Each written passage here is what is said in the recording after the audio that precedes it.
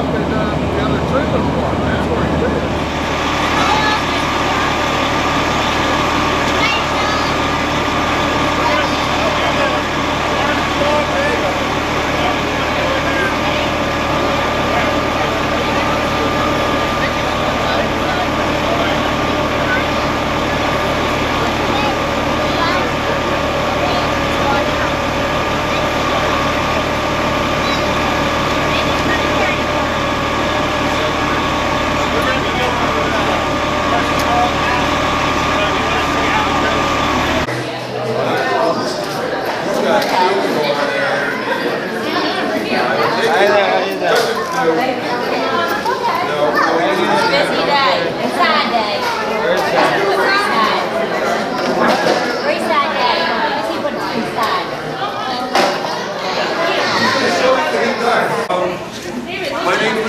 I'm actually the fire chief with the city of Allentown, and I know you're not here to see me. This is my partner. His name is Judge. Judge is what's called an accelerant detection canine. He is one of 4 in the state, so we pretty much cover, even though we work for the city of Allentown, we pretty much cover Harrisburg and Philadelphia. There's one in Philadelphia, usually doesn't come out of Philadelphia much, and then there's one in Harrisburg, so we pretty much there to the New York State border down to the Maryland border down below us. He's a yellow Labrador Retriever. He's been my partner now for 5 years. He's actually 6.5 years old. Actually a little more, 5.5 years with my partner. I got him when he was about 1. He's actually from Michigan. He was actually born in Michigan and started his program to be actually a disability assistance dog, which most dogs that are set out in the working field kind of do. But he went to the blind school, and they have a couple tests. He excelled in all the tests, with the exception of the spray drying test, where they put live birds and squirrels out. He wanted to chase them, so you know that it wouldn't be a good thing for a blind person to have a dog that does that. So he comes down to detector dogs, which are narcotics, arson, bombs, that type of stuff. And in arson work, we always use Labrador Retrievers. Has anybody ever seen the police dog work? So when you see a police dog work, when they find the bomb or narcotics, they get their toy, right?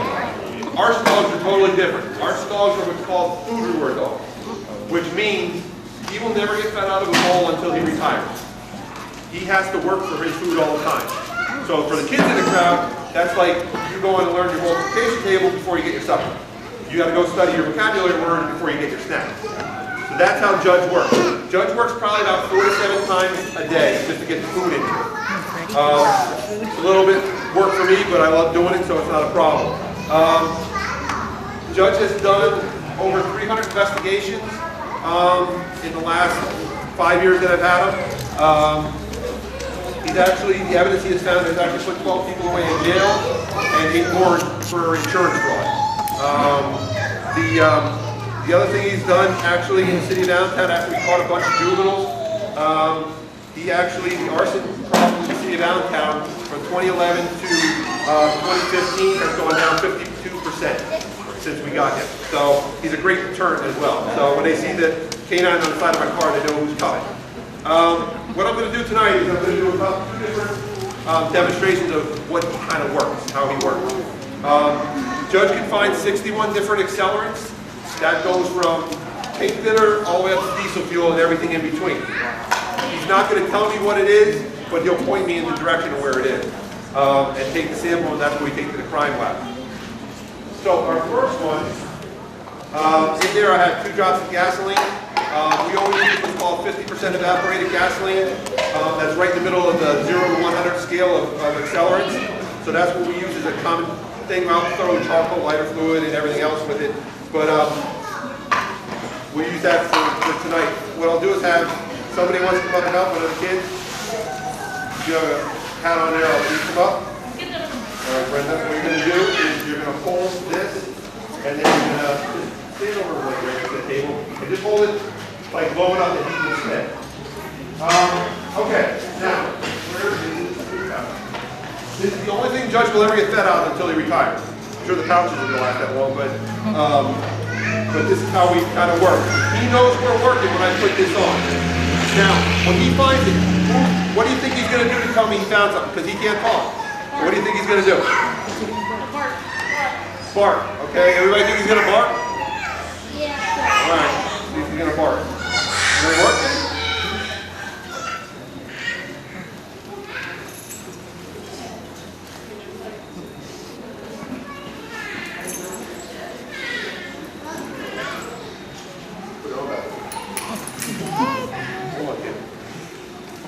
The judge actually came to us on a State Farm scholarship.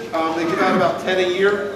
There's about 190 some dogs, arson dogs in the United States and Canada. So we're lucky enough to get one. Really, when the judge came to us, he was worth $25,000 with all the training and the dog and everything else. So he's a very expensive dog. Did it work?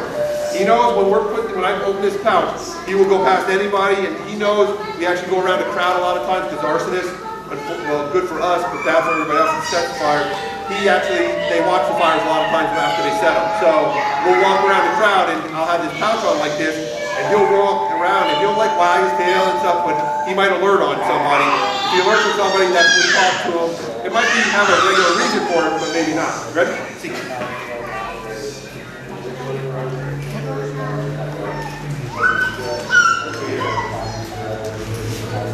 He just sits because we don't want the media to know we found something, and we don't want the arsonist to know we found something, because that's our advantage. He will sit there and he'll start drooling quite quickly. But just like when you smell your favorite food, you start to kind of look at that little drool. There it goes. He will drool. If I don't see where he put his nose when he sat, he'll do that. And then if not, I'll put my hand up and tell me to show me. Show me. Show me. And he points with his nose, and then he just gets a handful of food. Now, just like you're not going to learn your vocabulary words and everything, yeah, you don't get anything free like that. You got to work for it. When he'll sit, he'll look back at me. I usually walk with him, that's why he walks back to me. But he'll go past like this, and he'll keep pointing. He's not going to move until I give him his food. That's something he does every morning and every night. We don't go to house fires during, we go about 2, 3 a week maybe. So I always have to train them to make sure he's capable of going through a house fire. What I have in other cans here are regular stuff that you can find in like a burn building. Okay? This is like burn carpet, burn sofa parts. The other one's like burn wood.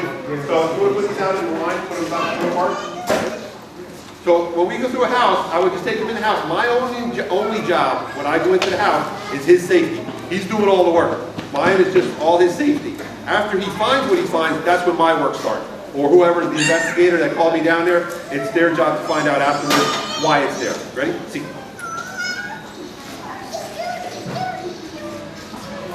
Now let's stop. I'll see if he's messing with me. He's not going anywhere until he gets his food. Show me. Good boy.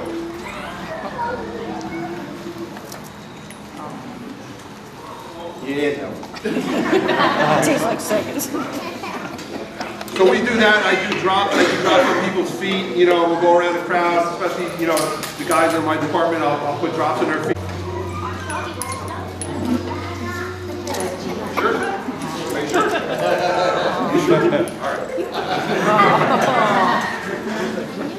He loves to do this. This is just pretty much a game to him for him. You do it for me. I got it. Yeah, he'll find out. I'm hoping that one of my guys will take over the program afterwards because when he retires, I'll retire. So we'll be heading to the South Carolina Sandy Shores. But we're hoping to continue the program because it's been so successful. And once you have the first dog, State Farm automatically gives you the kind of like the rubber stamp to get the next one and keep them in line because you have everything set up. He's a zero cost to the city of Allentown. That was one of the main reasons I was able to get him because I had to make it a zero cost to the city of Allentown. But everything he has got is vet takes care of him. Sees him once a month. Make sure his weight's good. He has to stay between 71 and 75 pounds. And make sure he's healthy. He's had 2 injuries so far. The most recent one was he got a big piece of rock salt stuck in his paw that burned his paw. He's also almost fell in a hole in a burn building. But that's why I love this collar with this D-ring, because I grabbed it, because he doesn't know. He went and sniffed by the hole. There wasn't anything there, but there was a smell over by the corner, and his automatic reaction was to sit down. He sat right in the hole. So I grabbed him before he went in the hole, which that would have been a 10-foot drop, which would not have been good. But that's my job. That's my job of safety for him. Does anybody have any questions on him? Oh my God!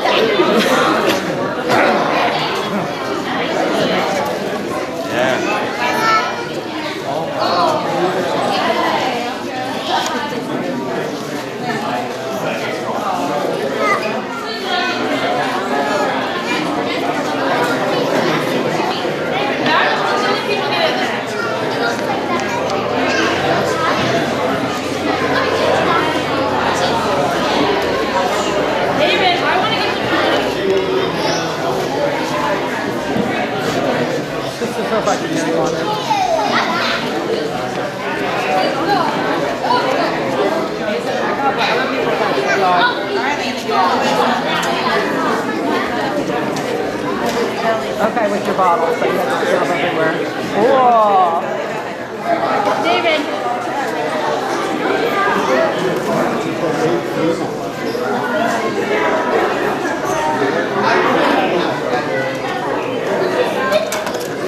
Yeah, his nose is working. That's his job. His nose.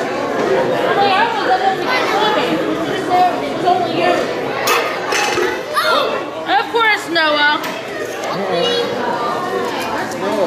And he fell. Oh, yeah. Oh, that's my kid?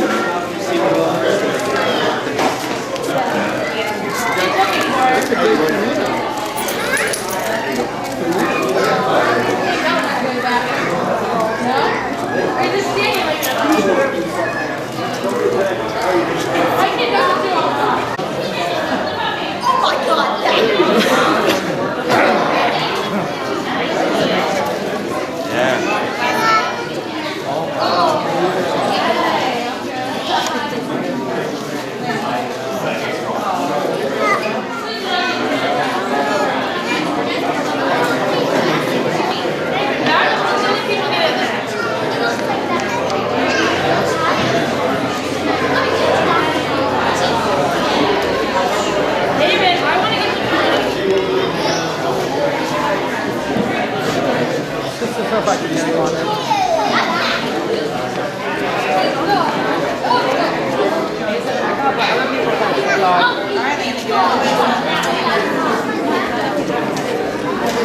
Okay, with your bottle, so you have to jump everywhere.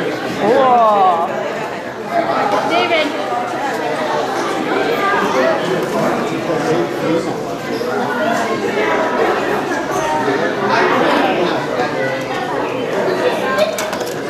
Yeah, his nose is working. That's his job. His nose.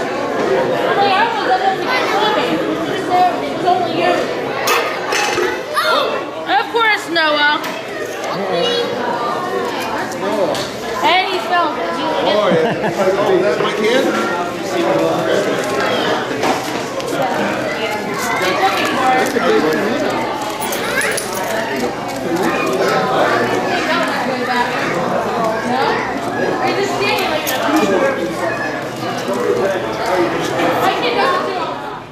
Hey ladies and gentlemen, I'm Jim Ritter with CWTAP Television. We're here at the Hereford Fire Company. It is Thursday night, October 8th, 2015. We're here with Josh Borowski. Josh is the fire chief here at Hereford Fire Company, and he's going to tell us a little bit about the fire company and its history. How about it, Josh? Tell us all about the fire company. What did it all start in 1972? Leroy, if you take it. In 1972, December, they had their first meetings, and they put everything together for an incorporated fire company. And first truck we had was a 1949 Seagrave, which was purchased fully loaded, ready to go, radios, hose, for $500 from New Berlin's Fire Company. and that served as well, and is still running to this day, but not in. That was back when we were in the old corn crib. That started out in a double corn crib, and back on the old David Triker's farm that Hereford Estates bought. We started out as the Hereford Estates Fire Department. And we did a lot of talking to get people to realize outside of the park that it was for Hereford Township residents also. So when we moved to our new building, we changed everything around, kept it incorporated, but went from Hereford Estate to Hereford Volunteer Fire Company Incorporated. Great. And we've been here since 1982, 82? 82. And then we've had, who was chief when we moved in? Donnie Berks. Yeah, Donnie Berks, and then you took over after Donnie? Donnie Berks, Randy Reinhardt, Ron Boer held it for a month, and then I took over. What year was that, do you remember? 85. Okay, so you took over 85 to 2005. Yeah. And then Paul Shankweiler was chief 2006 and 7, and I took over in 2008.